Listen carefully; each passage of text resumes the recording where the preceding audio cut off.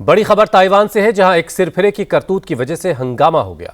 राजधानी ताइपे में main metro station के बाहर एक शख्स ने पहले तो स्मोक बम फेंककर दहशत फैलाई और फिर स्टेशन के बाहर और अंदर चाकू से लोगों पर हमला कर अफरा तफरी मचा दी। इस सिरफिरे ने कम से कम दर्जन भर लोगों को चाकू से हमला करके जख्मी कर दिया। ज्यादातर लोगों के गर्दन पर इसने हमला किया। इस सिरफिरे के हमले में 3 लोगों की जानें गई हैं, जबकि 9 लोगों को अस्पताल में भर्ती करवाया गया। पुलिस ने इस हमलावर का पीछा किया तो ये एक डिपार्टमेंटल स्टोर में घुस गया। फिर पुलिस के से बचने के चक्कर में स्टोर की 6ठी मंजिल से कूद गया। इसकी वजह से इसकी मौके पर ही मौत हो गई। ये तस्वीर आप देख रहे हैं। पहले इस हमलावर ने स्मोक बम फेंका, जिसकी वजह से लोग घबरा गए, लोग इधर उधर भागने लगे और इसके बाद उसने चाकू से लोगों पर हमला कर दिया। इसके हमले में करीब दर्जन भर लोग जख्मी हुए और फिर जब पुलिस ने इसका पीछा शुरू किया तो ये एक डिपार्टमेंटल स्टोर में घुस गया और ऊपर 6ठी मंजिल तक जाकर वहां से फिर नीचे कूद गया और मौके पर ही उसकी मौत हो गई।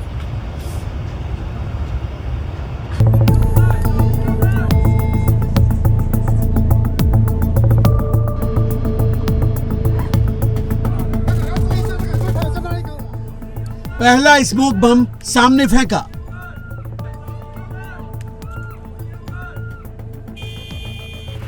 दूसरा स्मोक बम दूसरी तरफ फेंका। हमलावर ने सड़क के दोनों तरफ स्मोक बम फेंककर दहशत फैलाने की कोशिश की और फिर बैग से तेज धारदार बड़ा सा चाकू निकालकर स्टेशन की तरफ तेजी से बढ़ा, जहां उसने ताबड़तोड़ लोगों पर हमले शुरू कर दिए।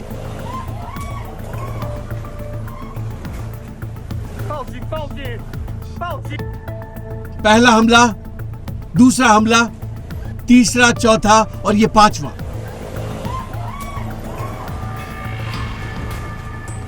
चाकू से हमला कर इस सिरफिरे ने ताइवान के मेन स्टेशन में हड़कंप मचा दिया।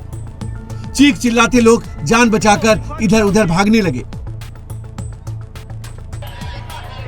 पूरे स्टेशन पर अफरा तफरी का माहौल बन गया।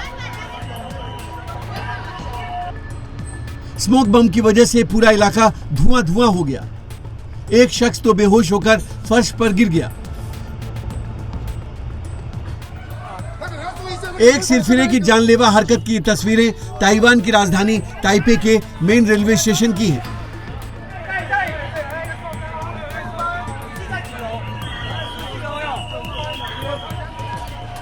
इस सिरफिरे ने स्मोक बम और चाकू से हमला कर हंगामा खड़ा कर दिया।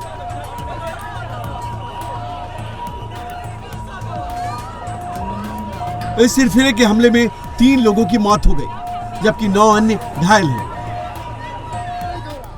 जिन्हें अस्पताल में भर्ती कराया गया है।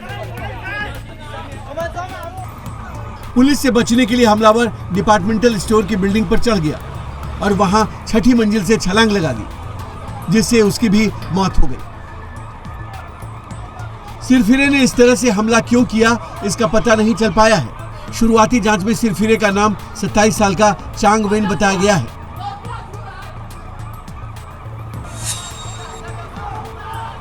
उसका क्रिमिनल रिकॉर्ड है।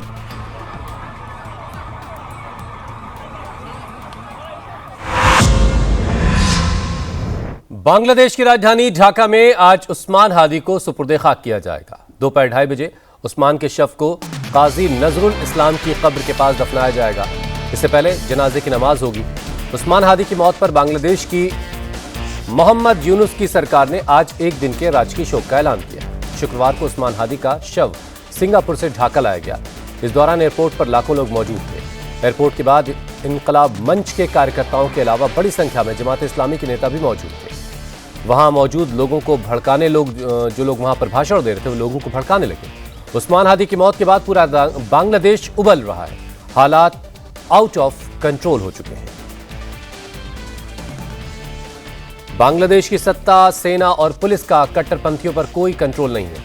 देश में गृह युद्ध और अराजकता जैसे माहौल है। शहर शहर कट्टरपंथी भारत विरोध प्रोपेगेंडा भी फैला रहे हैं। जमात इस्लामी के नेता लोगों को भारत विरोध की शपथ दिला रहे हैं।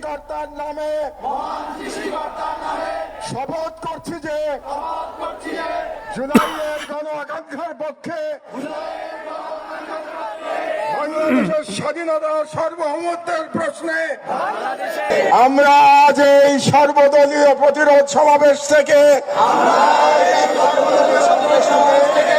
মহান সৃষ্টিকর্তার নামে শপথ করছি যে জুলাইয়ের গণ আকাঙ্ক্ষার পক্ষে বাংলাদেশের স্বাধীনতা ও সার্বভৌমত্বের প্রশ্নে আমরা সকল দলমত নির্বিশেষে ঐক্যবদ্ধ থাকব। দেশের গণতন্ত্র, মানুষের অধিকার ও জাতীয় স্বার্থের বিরুদ্ধে যে কোনো দমনমূলক ফ্যাসিবাদী ও পরাধীনতামূলক রাজনীতির বিরুদ্ধে প্রতিরোধ করে তুলব। ভারতীয় আধিপত্যের তাবেদার জনবিরোধী ও রাষ্ট্রের স্বার্থ বিরোধী শক্তি, গুম খুন ও গণহত্যাকারীদের দল, ভারতের মদস্পুষ্ট আওয়ামী লীগ, তাদের সহযোগী, তাদের পক্ষে বয়ান উৎপাদন করে কালচারাল ফ্যাসিস্ট কাউকে এই বাংলাদেশে অপরাজনীতি করতে দেব না। तो ये ढाका की तस्वीरें इस वक्त आप देख रहे हैं। उस्मान हादी की मौत के बाद बांग्लादेश में एक तरह का उबाल है। कट्टरपंथी जगह जगह हिंसा कर रहे हैं और लगातार हालात जो हैं वो बिगड़ते जा रहे हैं। आज उस्मान हादी को दफनाया जाएगा और उस्मान हादी को लेकर के जगह जगह जो प्रदर्शन हो रहे हैं उसमें भारत के खिलाफ भड़काऊ नारेबाजी हो रही है, भड़काऊ बयानबाजियां हो रही हैं। और ये तस्वीरें आप इस वक्त ढाका की देख रहे हैं। उस्मान हादी का शव कल ही जो है सिंगापुर से लाया गया, इलाज के लिए सिंगापुर ले जाया गया था जहां उस्मान हादी की मौत हो गई और आज उस्मान हादी को दफनाया जाएगा काजी नजरुल इस्लाम की कब्र के पहलू में।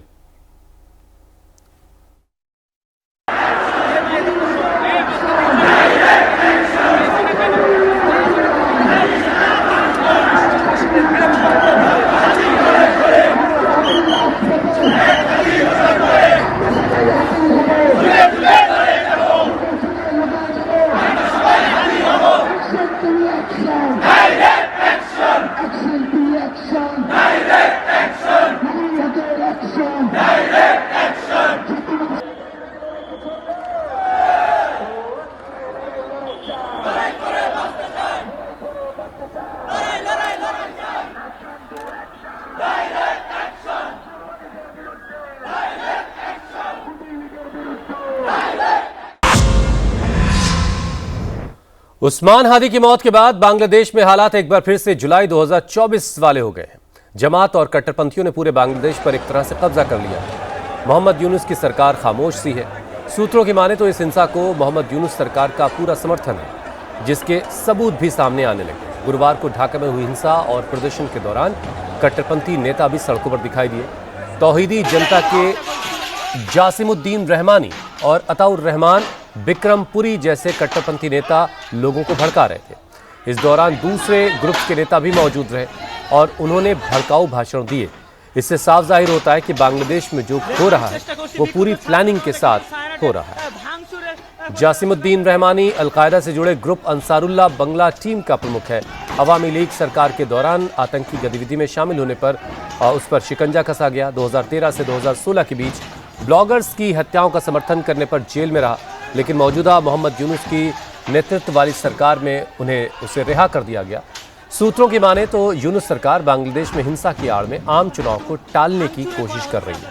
यही वजह है कि कट्टरपंथियों को खुली छूट दे दी गई।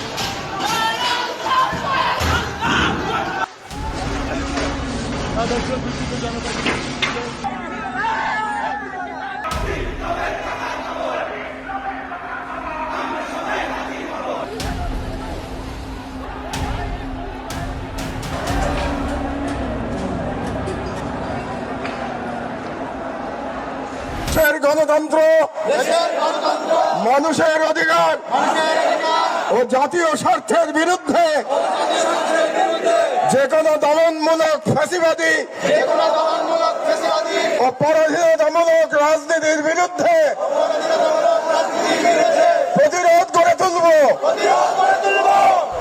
ये बांग्लादेश की सबसे लेटेस्ट तस्वीर है जहां भारत के खिलाफ लोगों में जहर घोला जा रहा है।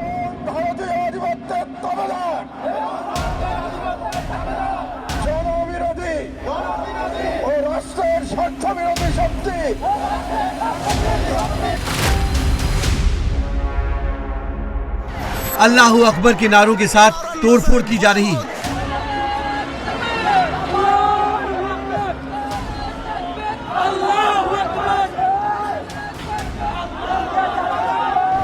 उस्मान हादी की मौत के खिलाफ प्रोटेस्ट के नाम पर बांग्लादेश की कट्टर टोली को खुलेआम गुंडागर्दी का लाइसेंस दे दिया गया है।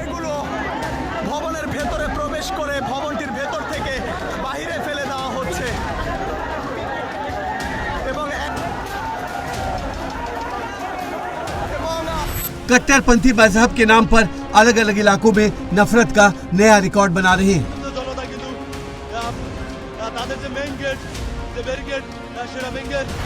कट्टरपंथी लोगों को भड़काकर भारत और भारतीय संस्कृति के विरोध में शपथ दिला रहे हैं। আমরা আজ এই সর্বদলীয় প্রতিরোধ সমাবেশ থেকে মহান সৃষ্টিকর্তার নামে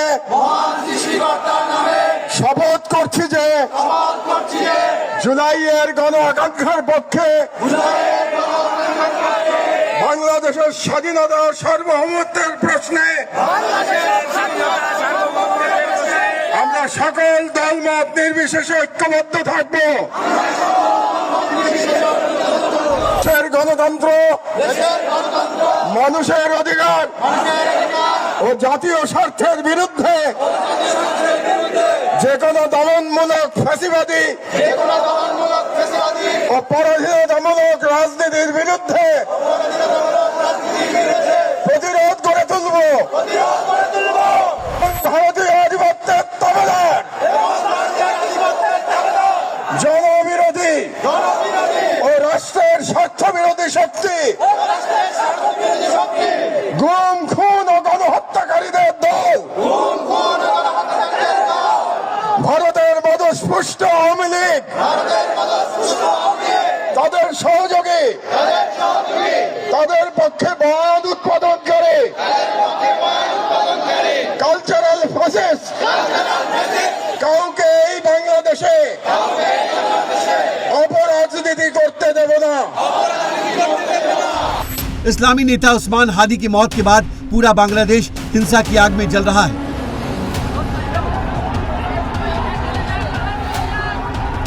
इस्लामी कट्टरपंथी शहर शहर तांडव कर रहे हैं। जगह जगह आगजनी, हिंसा, तोड़फोड़, लूटपाट हो रही है।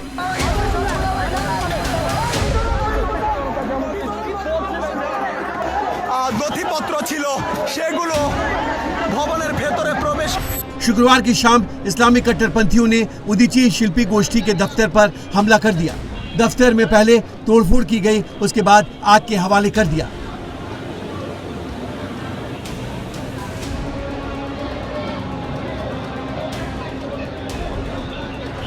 बांग्लादेश में हिंदू संस्कृति के प्रतीकों को भी आग लगाई जा रही है। गुरुवार रात ढाका में बंगाली कल्चर सेंटर छाया नट पर भी हमला किया गया। छाया नट कल्चर सेंटर में रविंद्रनाथ टैगोर और काजी नजरुल इस्लाम की याद में प्रोग्राम होते हैं। यहाँ बसंत का त्योहार भी मनाया जाता है। इसी वजह से बांग्लादेश के इस्लामिक कट्टरपंथी छाया नट का विरोध करते हैं। दंगाइयों की भीड़ अल्लाह अकबर के नारे लगाते हुए छाया नट में दाखिल हो गए। वहाँ तोड़फोड़ की और फिर बिल्डिंग में आग लगा दी।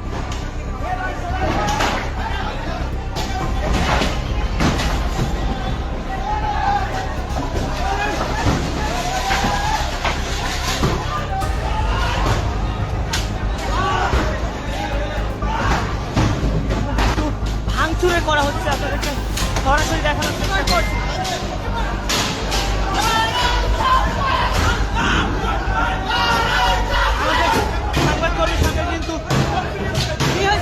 जिहादी नारों से लोगों को भड़काया जा रहा है। बांग्लादेश की सड़कों पर लाखों लोगों का सैलाब है।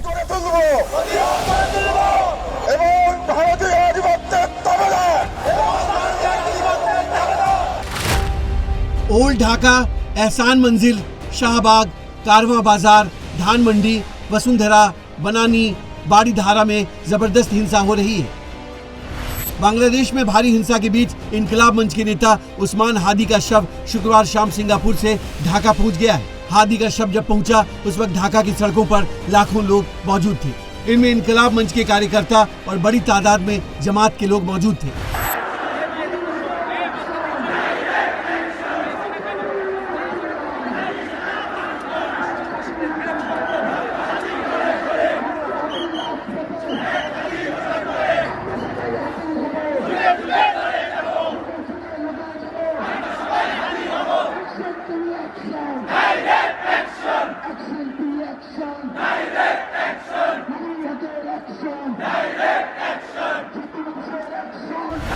उस्मान हादी की मौत पर बांग्लादेश की मोहम्मद यूनुस सरकार ने आज एक दिन का राजकीय शोक का ऐलान किया है।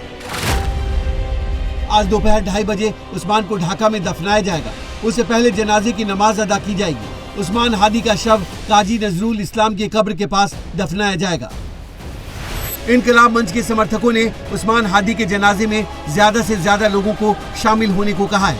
আমাদের প্রধান উপদেষ্টা প্রফেসর ডক্টর মোহাম্মদ ইউনুস আগামীকাল বেলা 2:30টার সময় ঘোষণা করেছেন আপনারা যারা জানাজায় অংশগ্রহণ করবেন তারা সবাই যেন কোনো ভারী ব্যাগ বা ভারী কোনো জিনিসপত্র না নিয়ে আসেন সে ব্যাপারে আহ্বান জানিয়েছে। बांग्लादेश में भारत के खिलाफ नफरत की आग फिर से भड़काई जा रही है। बांग्लादेश में हिंदुओं को टारगेट किया जा रहा है, हिंदुओं पर हमले हो रहे हैं, उन्हें जिंदा जलाया जा रहा है। बांग्लादेश में हिंदुओं के खिलाफ हिंसा आउट ऑफ कंट्रोल होती जा रही है। कट्टरपंथियों की भीड़ हिंदुओं की मॉब लिंचिंग कर रही है। बांग्लादेश में हिंदुओं के सांस्कृतिक भवन में भी तोड़फोड़ हो रही है। कट्टरपंथियों के सांस्कृतिक संगठन छाया नोट भवन पर हमला हुआ, तोड़फोड़ की गई, आगजनी हुई। दावा यह है कि बांग्लादेश में ये सब पाकिस्तान की आतंकी सेना के चीफ आसिम मुनीर के इशारे पर हो रहा है।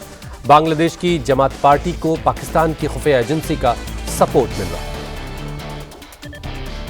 आईएसआई तो पहले से ही जमात जो पॉलिटिकल पार्टी है बांग्लादेश की, जो ट्रेडिशनली प्रो पाकिस्तान थी, उसका जो यूथ विंग है उनको आईएसआई पहले से ही कई वर्षों से पैसे देके ट्रेनिंग करके रिलीजियस एजुकेशन इत्यादि में उनको रेडिकलाइज कर रही थी, पहले से कर रही थी।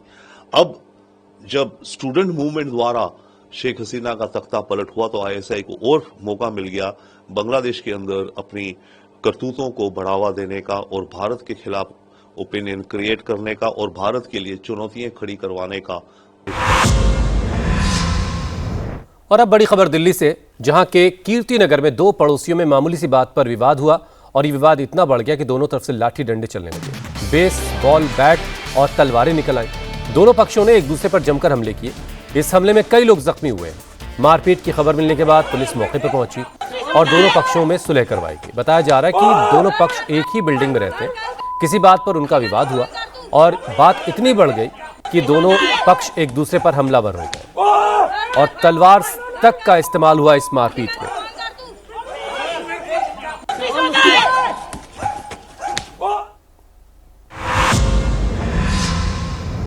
और अब देखिए दिव्यांगजनों के लिए हमारा खास बुलेटिन।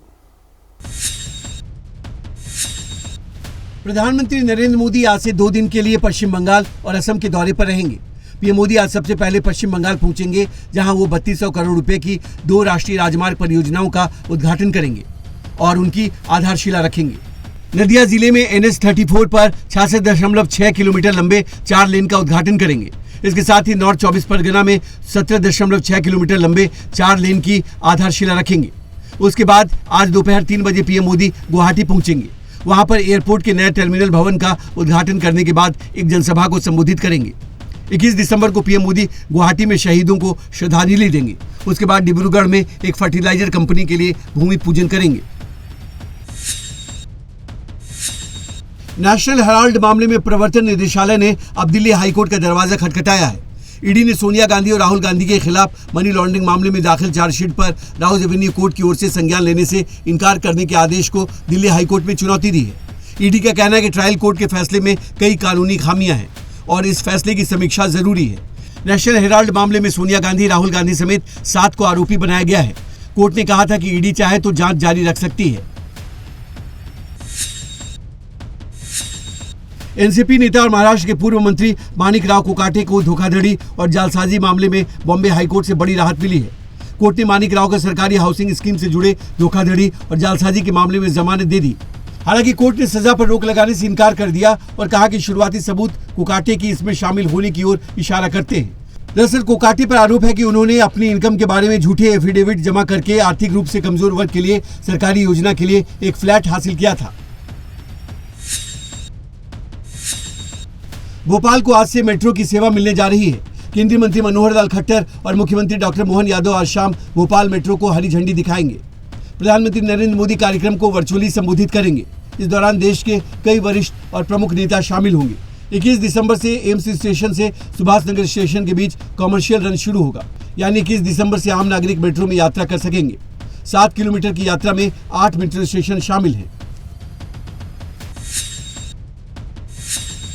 भारत ने साउथ अफ्रीका के खिलाफ 5 मैचों की T20 सीरीज 3-1 से जीत ली है। शुक्रवार को आखिरी मैच में साउथ अफ्रीका को 30 रन से हरा दिया। भारत ने साउथ अफ्रीका को जीत के लिए 232 रनों का टारगेट दिया था, लेकिन साउथ अफ्रीकी टीम 8 विकेट पर 201 रन ही बना सकी। ये भारत की लगातार 8वीं T20 सीरीज जीत रही।